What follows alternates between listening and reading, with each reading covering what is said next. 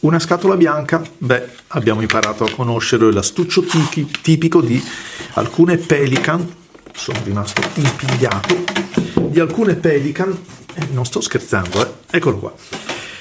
Cosa ci sarà dentro? Se avete letto il titolo sapete già che cosa c'è. Questo è stato l'oggetto dei miei desideri per parecchio tempo. Sto parlando della Pelican M300, la piccolina, la più minuta e se vogliamo anche forse la più elegante, perché è davvero un bijou.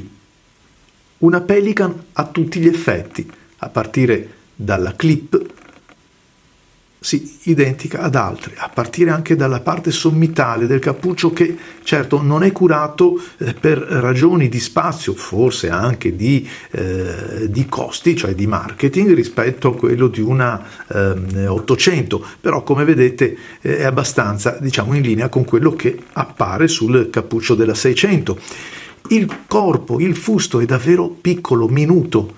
Anche l'impugnatura, bisogna un po' rapportarsi alle misure. Perché? Perché siamo abituati ad utilizzare questa penna che in tutto e per tutto è uguale alle sorelle più grandi, ma non ce n'è una più piccola di questa. La serie M300, 320, 350 è una serie tutto sommato un po' discontinua, se vogliamo, nel senso che non è certamente il best seller di Pelican, non è certamente la penna più venduta in assoluto, anzi la ritengo una penna molto raffinata per palati fini e quindi ci sono stati diversi modelli, ma anche dico un po' trascurati dal mercato. La serie per esempio 320 Pearl, Ruby, Jade e ancora di più la Orange, che a me piace un sacco, per questo ho questa 600, sono davvero belle, sono delle chicche. E poi non dimentichiamo il pennino che varia dai 14 ai 18 carati come per le serie quelle importanti. La 350 ad esempio ha il pennino in oro a 18 carati. Similmente a tutte le altre, il movimento dello stantuffo viene azionato qui dal codale della penna.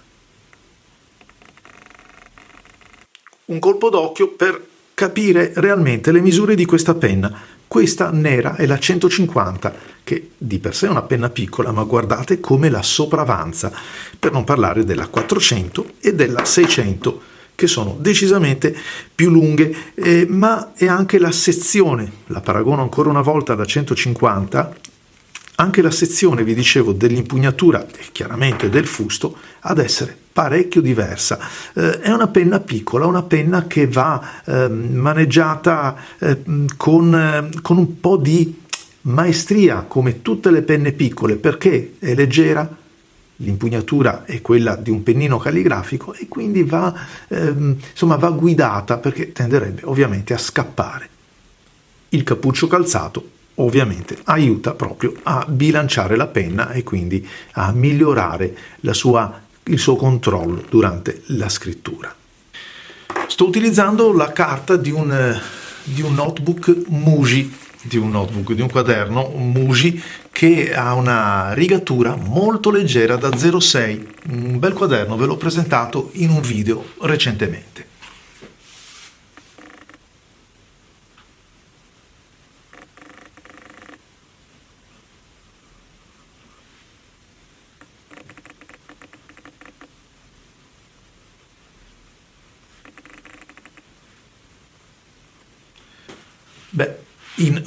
Ero fuori. In piena filosofia Pelican, questo pennino in oro utilizzo adesso un carattere diverso, di gradazione F,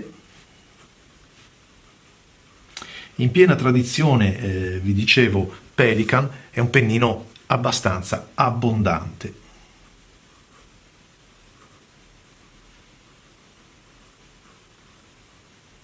Lo è anche nel flusso.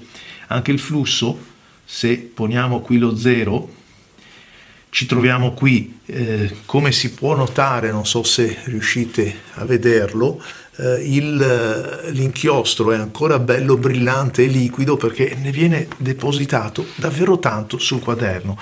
Quindi sia per la gradazione che per il flusso è un pennino che rispecchia perfettamente i canoni Pelikan, quindi un pochettino più abbondante sia nel primo che nel secondo aspetto.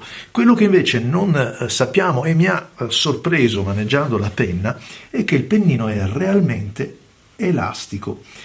Possiede una elasticità che è quella tipica dell'oro, ma mi ha sorpreso perché il pennino comunque è un pennino abbastanza corto, se vogliamo, quindi l'effetto, quello chiamato effetto trave, insomma, si dovrebbe percepire meno. E invece se mi metto a tracciare qualche riga con appena un po' di pressione, il tratto si allarga, ma cosa succede? Che essendo corto, quello che vi dicevo prima, l'allargamento temporaneo dei due rebbi riversa una quantità incredibile di inchiostro che già è abbondante di per sé, ma guardate quanto ce n'è, lo si può vedere proprio in rilievo, anzi se incrino il foglio ho persino paura che vada a gocciolare. Se provassi dunque su una carta comune da fotocopie come troviamo in tanti uffici, in tante scrivanie, questo pennino, potrei avere anche delle sorprese.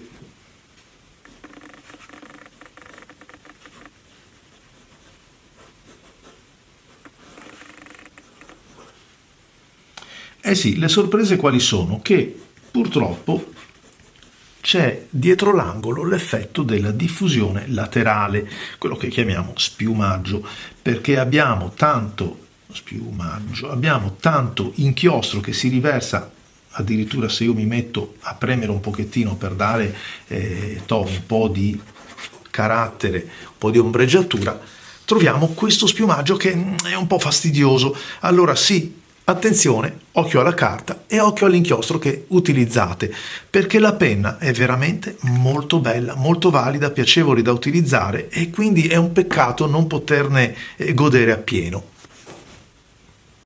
Ovviamente la carta ci mette del suo, perché sulla carta Muji, che comunque non è una campionessa di rifinitura superficiale, comunque insomma non possiede delle fibre di altissima qualità, essendo una carta economica, vedete che questo problema si manifesta impercettibilmente, cioè bisogna proprio andare a cercarlo e non comunque nei segni che ho tracciato utilizzandolo in maniera normale e convenzionale, ma quando ho allargato i rebbi forse appena si può vedere che non c'è un contorno netto. Il cambio del pennino, la sostituzione del pennino, avviene come per tutte le Pelikan, ovvero si svita, ovviamente mi raccomando tenete dritta la penna perché sennò l'inchiostro vi inonda, eccolo qua, vedete c'è la filettatura e poi si sostituisce con quello che avete di ricambio, un pennino che essendo in oro purtroppo ha il suo prezzo, ha il suo costo. Il pennino della M300 calza soltanto, si innesta soltanto sulla 300, 320, 350, ma non va bene su nessun'altra serie Pelikan. Questo per darvi la misura delle dimensioni, della differenza che c'è tra il pennino della 400 che vedete in alto e quello della 300. Piccola, elegante, con un pennino in oro, sta in una tasca senza neanche sentirla, adatta anche ad un pubblico femminile che cerca magari una penna stilografica piccola, non impegnativa. A me è piaciuta molto. E poi c'è il pennino, un pennino che in tradizione Pelikan non manca mai una partenza, è sempre pronto, disponibile e tante colorazioni. Se trovate, scusatemi, se trovate ad esempio la serie 320 o 350 e volete cambiare la serie verde-nera perché magari ne avete già qualcuna in altre serie, non perdetela perché sono veramente ben realizzate, è una chicca, c'è tutta la tradizione, la qualità dei materiali Pelikan in una penna davvero piccola che sta nel palmo di una mano. Ciao a tutti amici e grazie a Mario che mi ha prestato questa delizia.